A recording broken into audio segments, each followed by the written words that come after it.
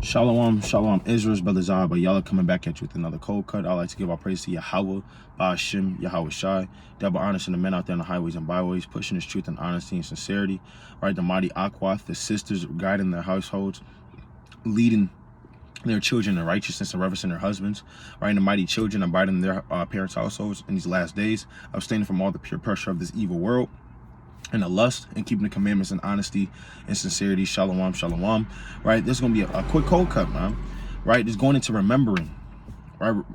Remembering our forefathers, remembering the works that we used to do, how we felt when we went off, and turning away from those things, our sins, man, right? W Fighters kept the mighty Passover through the Spirit. But as we keep this feast of unleavened bread, we want to leave off the iniquities we used to do. But by doing that, we got to put ourselves in remembrance, man. I mean, when you went off, think about how you felt afterwards, man. And you kept feeling that feeling. You kept feeling that spirit of defeat, man. Let me get to the precept of 2 Timothy, 2 Peter. You should want to hate that feeling, man. All right?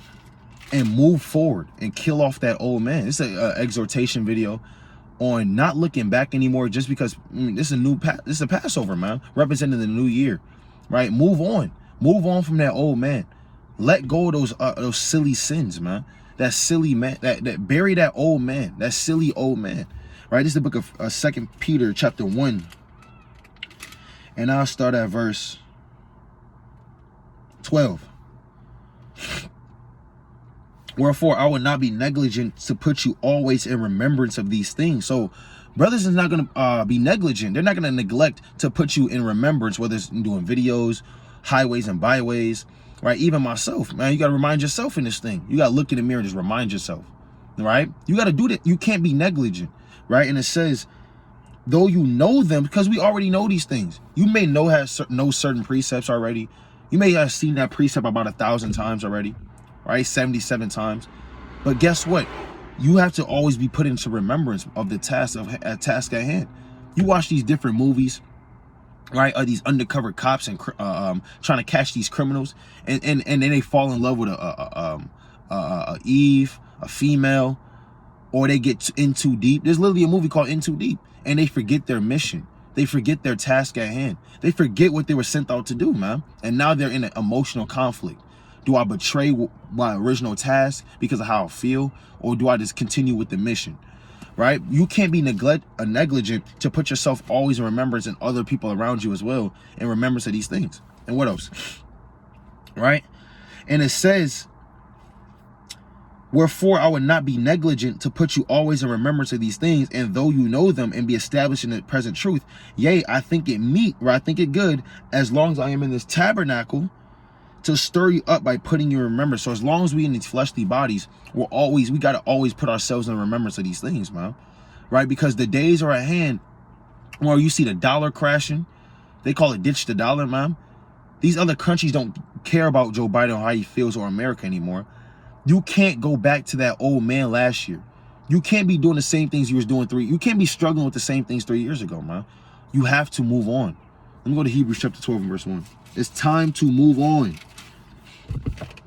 Right?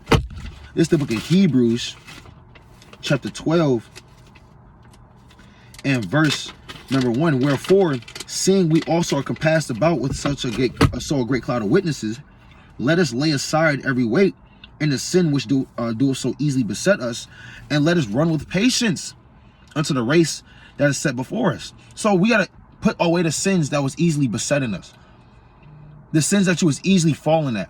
Put those things away. Leave those things alone. It's done. Right? What else does it say? Looking unto Yahweh Shah, the author and finisher of our faith. And as we celebrate this feast of unleavened bread, the last day of Passover coming up, Sunday night, right? At sundown, remember Yahweh Shah. This whole thing is about Yahweh Shah, man. To the bitter herbs, right? To the wine, to the unleavened bread, all right? To the lamb. Remember Yahweh Shah, right? He's the author and finisher of our faith. He started it and completed his task. He wasn't distracted. He didn't forget the mission. The Lord was always putting the disciples in remembrance, man. Let me get that in Mark chapter 13 and 1. Didn't the Lord put the disciples in remembrance? All right. It's Mark 13:1. And as he went out of the temple, one of his disciples said unto him, Master, see what manner of stones and what buildings are here. So they said, Master, right? You see what manner of stones, these buildings. Look at Herod's temple. You see how good it is? You see how great it is? You see all that gold? Look at the court of women. Look at the treasury. Let's go inside, Lord. They was caught up in the world for a little bit, glorifying these things. But let's see how the Lord put them in remembrance, right? What does it say? And Yahushua answering and said unto him, seest thou these great buildings? So you see these great buildings, right? Okay, watch this. There shall not be left one stone upon another that shall not be thrown down. So guess what? He reminded them that, look, I know these buildings are beautiful, but don't forget the mission. Don't forget that these buildings gonna be thrown down. Yeah, look at Chicago. Look at LA. Look at New York. Look at Miami. Look at these buildings. You see that water? You see the jet ski? You see them boats? Yeah, but those things are going to be destroyed.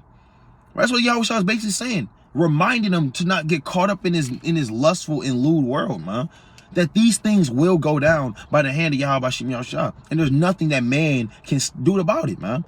You don't want to forget drifting off, right? Lusting and trying to be part of this world, man.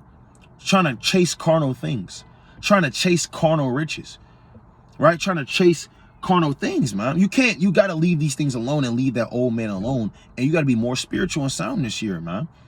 All right. And it says, all right, let's don't know that. So the Lord was constantly in remembrance and reminding his disciples, hey, to watch, man. Right. We got to tell the Passover is about watching, man.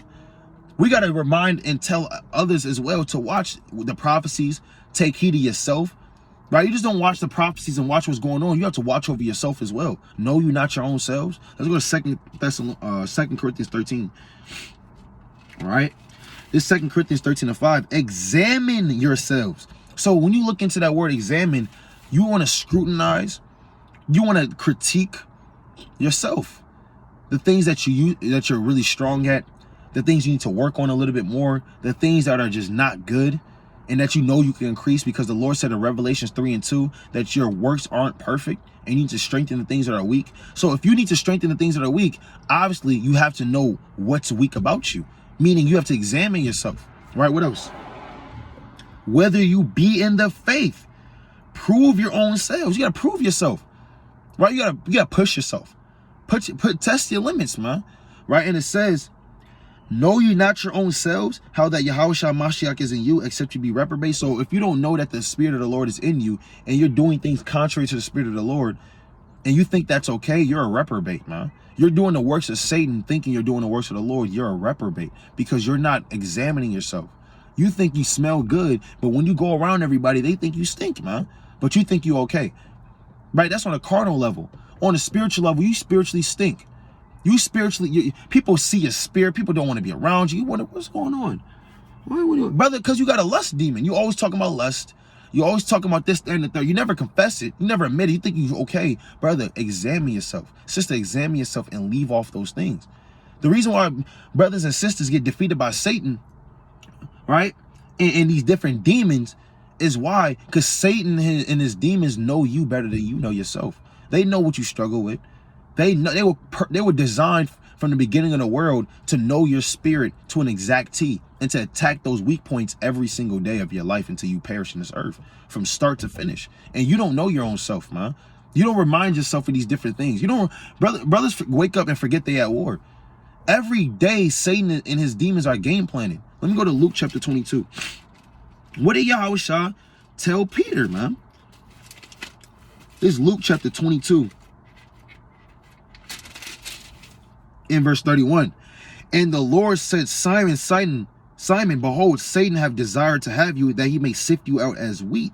Now, Simon may have just been doing his business. You know, he was just with the Lord, probably thinking about some questions he wanted to ask the Lord. And immediately, Peter, Satan desires to have you as wheat. All right? Peter was probably thrown off by that.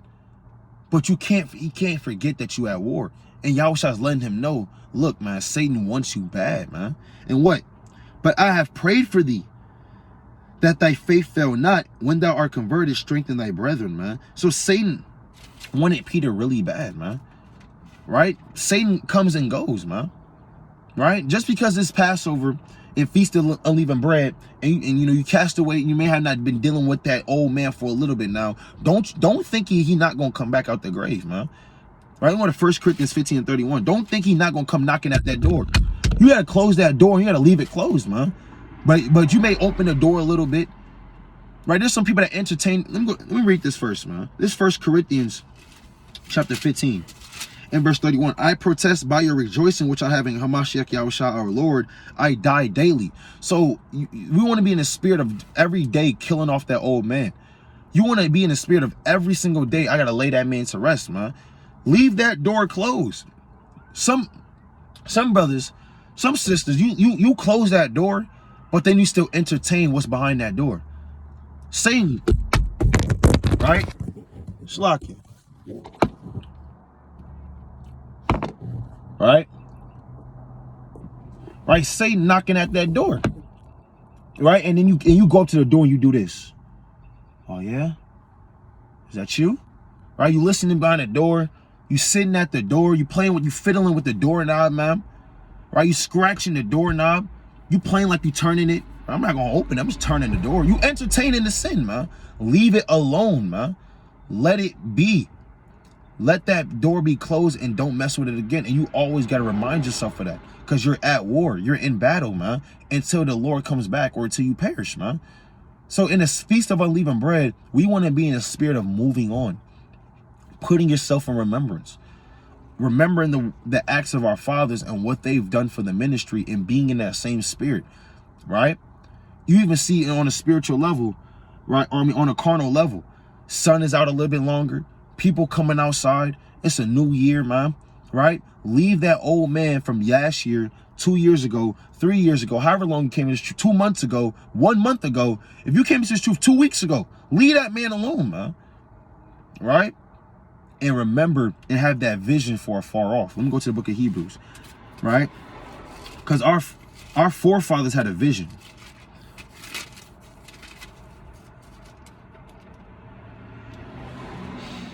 This is Hebrews chapter 11 and verse 13.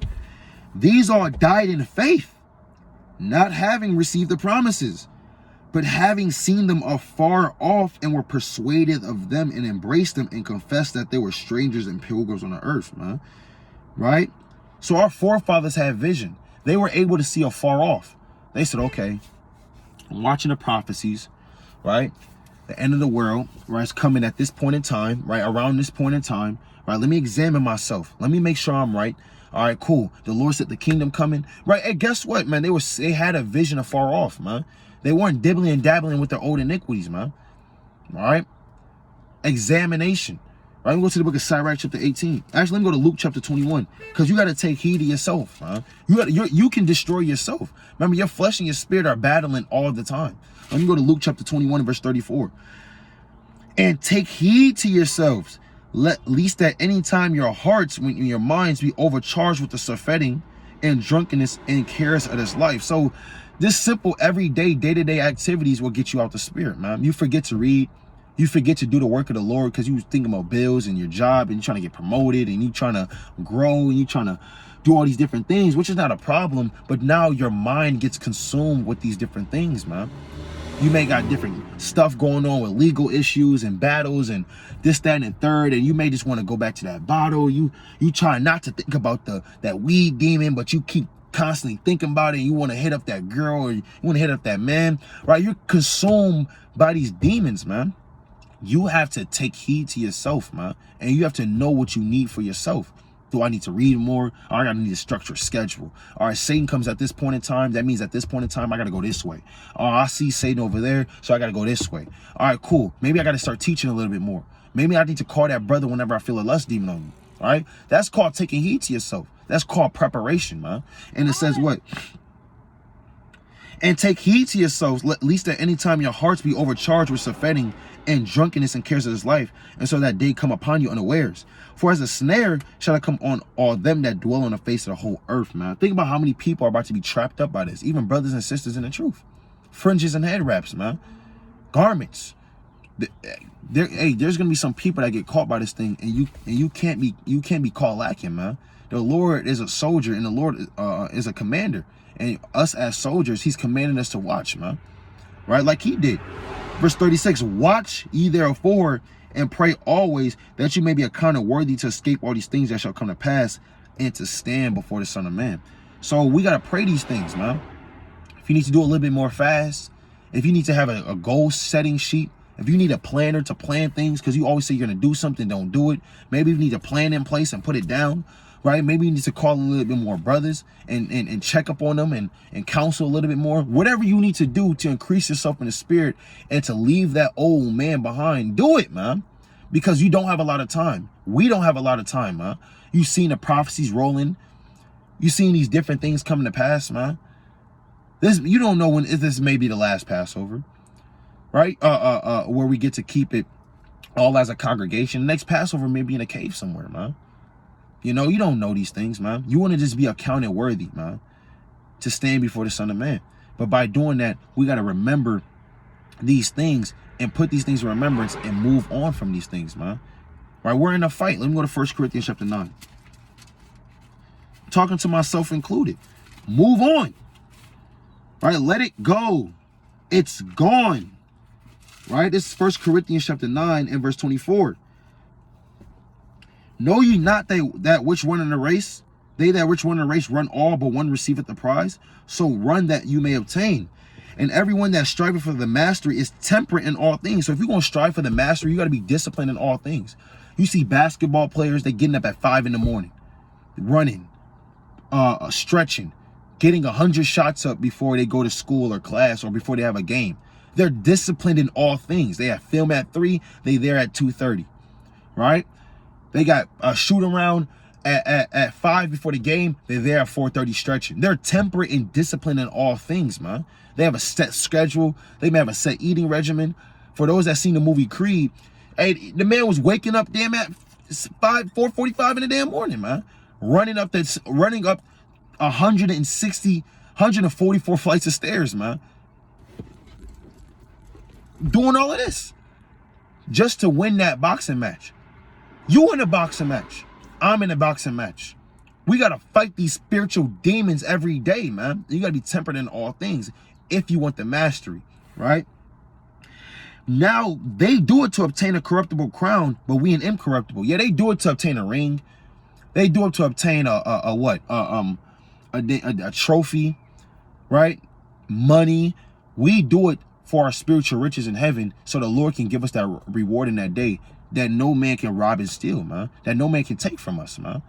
Right? We doing it for a much bigger purpose, man, than those that do it in the world. Verse 27, but I keep under my body and bring it into subjection. You got to bring your body into subjection. When you tell your child, hey, get ready, it's time to go to school, and he lingering around, right? And he kind of slothful to you bring your, come here, right? You grab your child up, and you say, come on, we're going to school, man. Right? We're going to be late. You got to bring your body into subjection. You got to shut down your body, man. You in control, man. Your spirit's in control, right? That's what Paul is saying. And what? Start verse 26. I therefore run not as uncertainly, so fight I not as one that beateth the air, but I keep under my body and bring it into subjection, lest that by any means, when I've preached to others, I myself shall be a castaway. You're going to be a hypocrite. You will be disqualified. You preaching to others on how to win this race, but then you yourself is disqualified because you kept falling to those old demons. Now you're just a hypocrite, man. You're just a loser. The Lord has a reward coming, and you always got to remind yourself that this reward is coming, man. So as we keep the Feast of Unleavened Bread, as we keep this feast day, remember who we used to be, scrutinize ourselves, and leave those things alone, man. Put that in the grave and close that back door, man. Leave that thing shut forever, man. Right? And the Lord will give you a reward in that righteous day. Let me leave it off with this. Let me go to Hebrews 6 and 10, man. And it may be seeming hard now. It may seem impossible, man. But with faith, with God, all things are possible, man. Right? This is the book of Hebrews 6 and verse 10. For God is not unrighteous to forget your work and labor of love. When you're casting off these different demons that have a tight grip and stronghold on you, guess what? That's called a labor of love. Because it's not an easy thing getting these demons off, man. It's not an easy thing. You've been dealing with this demon for the last 20 years. You've been smoking for the last 20 years. You've been hitting up and texting women for the last 15 years just trying to chase something. And vice versa, women with men, right? Or drinking, or whatever you had a demon with, man. Lust, gambling. It's not an easy thing. It's called labor, bro. It's called laboring, though. And when you overcome, that's called labor of love, because you're showing that you love the Lord by casting away that old man. And the Lord's not unrighteous to forget those deeds. What else does it say? Which you have showed towards his name, and that you have ministered to the saints and do minister, man. Let me get one more precept, man. You're ministering toward the saints when you, cutting off those things, man. Because now you help the body a little bit more. All right, this is Mark chapter 10 and verse number 27. Shlakia, Mark 7 and 27.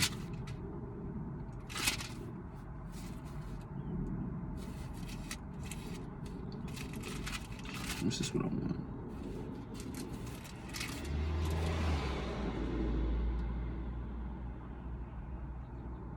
Shlakia, bear with me.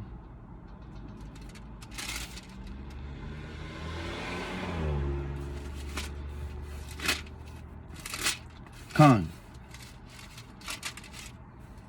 It's Mark 10 and 27.